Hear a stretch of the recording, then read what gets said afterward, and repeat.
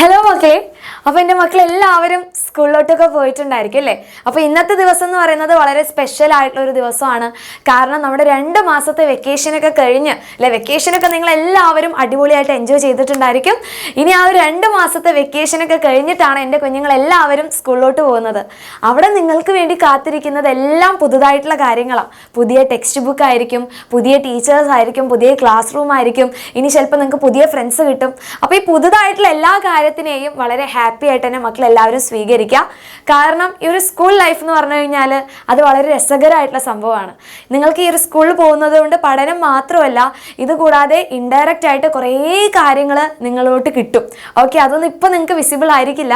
പക്ഷേ നിങ്ങളിങ്ങനെ ഓരോ ക്ലാസ്സിലോട്ട് ഇങ്ങനെ പോകുന്ന സമയത്തായിരിക്കും ആ ഓരോ കാര്യങ്ങളും നിങ്ങൾ പഠിച്ചെടുക്കുന്നുണ്ടായിരിക്കും. ഓക്കെ, സോ വളരെ ഹാപ്പി ആയിട്ട് തന്നെ മക്കളെല്ലാവരും സ്കൂളിലോട്ട് പോവുക. എല്ലാ കാര്യങ്ങളും വളരെ ഹാപ്പി ആയിട്ട് തന്നെ സ്വീകരിക്കാം.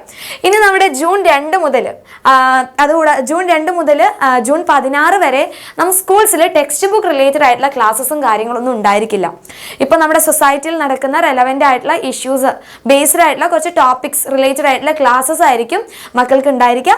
അപ്പോൾ ഈ ഒരു ദിവസത്തിലുള്ള ക്ലാസ്സസ് എന്ന് പറയുന്നത് വളരെ ഇമ്പോർട്ടൻ്റ് ആയിട്ടുള്ള ക്ലാസ്സസ് ആയിരിക്കും. കാരണം നമ്മുടെ സൊസൈറ്റിയിൽ ഇപ്പോൾ കാണുന്ന കുറേ കാര്യങ്ങളാണ് നിങ്ങൾക്ക് ഒരു അവയർനെസ് പ്രോഗ്രാമിലൂടെ നിങ്ങൾക്ക് നൽകുന്നത്. അപ്പോൾ മക്കളെല്ലാവരും എന്ത് ചെയ്യണം, ആ ക്ലാസ്സസ് ഒന്നും സ്കിപ്പ് ചെയ്യരുത്, കറക്റ്റായിട്ട് കാണാം. അതിലൂടെ കുറേ നല്ല നല്ല കാര്യങ്ങളൊക്കെ നിങ്ങൾക്ക് സ്വീകരിക്കാൻ വേണ്ടി പറ്റും. ഓക്കെ, സോ ഈ കാര്യങ്ങൾ പ്രത്യേകം ശ്രദ്ധിക്കണം. പിന്നെ നമ്മൾ പുതിയൊരു ക്ലാസ്സിലോട്ട് പോകുന്ന സമയത്ത് ടെക്സ്റ്റ് ബുക്കൊക്കെ പഠിച്ചു തുടങ്ങുന്ന സമയത്ത് ആദ്യം മുതൽ തന്നെ എല്ലാ കാര്യങ്ങളും ക്രിസ്റ്റൽ ക്ലിയർ ആയിട്ട് പഠിച്ചു തുടങ്ങാം. കാരണം ഇത് നിങ്ങൾക്കൊരു ബേസിക് ആയിട്ടുള്ള ക്ലാസ്സസും കാര്യങ്ങളൊക്കെയാണ്, അല്ലെങ്കിൽ ബേസിക് ആയിട്ടുള്ള ടോപ്പിക്സ്, നിങ്ങളുടെ ഫൗണ്ടേഷൻ ബിൽഡ് ചെയ്യേണ്ട ക്ലാസ്സസ് ആണ്. അപ്പോൾ ഇങ്ങനെയുള്ള ബേസിക് കാര്യങ്ങളൊക്കെ നിങ്ങൾ ഇപ്പോൾ മുതൽ ക്രിസ്റ്റൽ ക്ലിയർ ആയിട്ട് പഠിച്ചു തുടങ്ങിക്കഴിഞ്ഞാൽ വലിയ ക്ലാസ് എത്തുന്ന സമയത്ത് നിങ്ങൾക്ക് ഒരു ബുദ്ധിമുട്ടും കൂടാതെ എല്ലാ ടോപ്പിക്സും പഠിച്ചെടുക്കാൻ വേണ്ടി പറ്റും. നിങ്ങൾ കണ്ടിട്ടുണ്ടായിരിക്കും, നിങ്ങൾ 10ാം ക്ലാസ്സിൽ പഠിക്കുന്ന ചേട്ടന്മാരും ചേച്ചിമാരും ഫുൾ A+ വാങ്ങുന്നു, +1 +2 എത്തിക്കഴിഞ്ഞാൽ അതേപോലെ തന്നെ നല്ല മാർക്ക് വാങ്ങുന്നു, നല്ല പെർസെൻറ്റേജ് വാങ്ങുന്നു അല്ല. അപ്പോൾ ഈ ഒരു പഠന സമയത്ത് നിങ്ങൾക്ക് നിങ്ങളുടെ പാരൻസിനായി കഴിഞ്ഞാലും അല്ലെങ്കിൽ നിങ്ങളുടെ ടീച്ചേഴ്സിനായി കഴിഞ്ഞാലും നിങ്ങൾക്ക് കൊടുക്കാൻ വേണ്ടി പറ്റുന്ന ഒരു ബെസ്റ്റ് ഗിഫ്റ്റാണ് നല്ല മാർക്ക് സ്കോർ ചെയ്യുക എന്നുള്ള കാര്യം.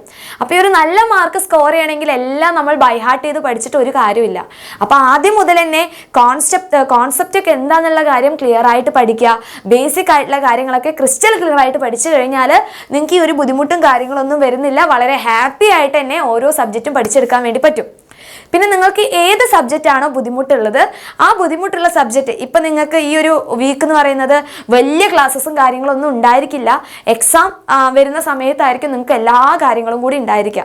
അപ്പോൾ ഈ ഒരു ഫ്രീ ആയിട്ടുള്ള സമയത്ത് നിങ്ങൾ ബേസിക് ആയിട്ടുള്ള കുറച്ച് മാത്സ് ആണ് നിങ്ങൾക്ക് ബുദ്ധിമുട്ടെങ്കിൽ മാത്സിൽ കുറച്ച് ബുദ്ധിമുട്ടുള്ള കാര്യങ്ങളൊക്കെ എന്ത് ചെയ്യുക, ചെയ്ത് പഠിക്കുക, പ്രാക്ടീസ് ചെയ്യുക.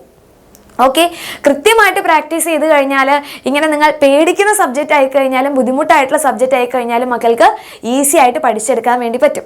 ഇതാണ് നിങ്ങൾ ആദ്യം ശ്രദ്ധിക്കേണ്ട കാര്യം. രണ്ടാമതായിട്ട് ശ്രദ്ധിക്കേണ്ട കാര്യമാണ്, നല്ല മഴക്കാലമാണ്, രോഗങ്ങളുടെ ഒരു കാലമാണ്. അപ്പോൾ അതുകൊണ്ട് കറക്റ്റായിട്ട് കുടയും കാര്യങ്ങളൊക്കെ എടുത്തിട്ട് വേണം സ്കൂളിലോട്ട് പോകാൻ. പിന്നെ മൂന്നാമതായിട്ട് ശ്രദ്ധിക്കേണ്ട കാര്യമാണ്, നിങ്ങൾ പാരൻസുമായിട്ട് കമ്മ്യൂണിക്കേറ്റ് ചെയ്യുക. അതായത് ലൈക്ക് സ്കൂളിൽ എന്തൊക്കെയാണ് നടക്കുന്നത്, അന്ന് നടന്നിട്ടുള്ള വിശേഷം, അല്ലെങ്കിൽ ഇന്നിപ്പോൾ നിങ്ങളെല്ലാവരും സ്കൂളിലോട്ട് പോയിട്ടുണ്ടായിരിക്കും, സ്കൂളിൽ നടന്നിട്ടുള്ള വിശേഷങ്ങളും കാര്യങ്ങളൊക്കെ പാരൻസുമായിട്ട് ഷെയർ ചെയ്യാം. ഒന്നും നിങ്ങളിങ്ങനെ ഉള്ളിൽ വെച്ചിരിക്കേണ്ട ഒരു കാര്യമില്ല. വളരെ ഓപ്പൺ ആയിട്ട് തന്നെ എന്ത് ചെയ്യുക, പാരൻസിനോട് കമ്മ്യൂണിക്കേറ്റ് ചെയ്യാം. ഓക്കെ, സോ എല്ലാം നിങ്ങൾക്ക് വളരെ ഹാപ്പി ആയിട്ട് നടക്കട്ടെ. അതുകൂടാതെ തന്നെ ഈ ഒരു വർഷം നിങ്ങൾക്ക് എല്ലാവർക്കും അടിപൊളിയാവട്ടെ എന്നുള്ളത് വിഷ് ചെയ്യാണ്. അപ്പോൾ ആദ്യം മുതൽ തന്നെ പഠിച്ചു തുടങ്ങാം. പിന്നെ പഠനം മാത്രമല്ല, സ്കൂളിൽ പഠിക്കുന്ന സമയത്ത് നമുക്ക് എക്സ്ട്രാ കുറേ കാര്യങ്ങളൊക്കെ ഉണ്ടായിരിക്കും അല്ലേ, കായികമേളൊക്കെ ഉണ്ടായിരിക്കും. അതിലൊക്കെ ഒരു മടിയും കൂടാതെ മക്കൾ എന്ത് ചെയ്യുക, പങ്കെടുക്കുക.